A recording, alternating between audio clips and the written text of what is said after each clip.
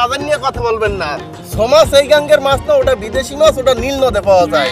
এই গাঙ্গের মাছ হইলো দেখে ধরেন চিতল, কাতল, রুই, বোয়াল, পাঙ্গাস, ইলিশ, চেউয়া, ডগরি, মেন্না, বক্কর নিয়ে বুঝছেন।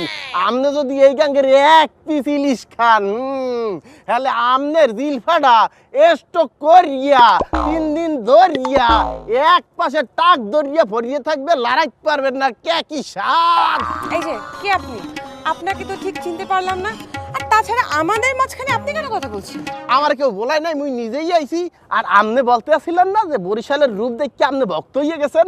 আমনে তো অনেক পরে, আমনের আগে অনেক বড় বড় মানুষ আইয়া এই বরিশালের রূপ দেখে সেগাইয়া ভেটকাইয়া গেছে বুঝছেন। কবি নজরুল কি বলছে? সে বলছে মোর বিয়ে হবে এসো রানী, খোপায় কুইপিয়ে দিবি 100 ফুল।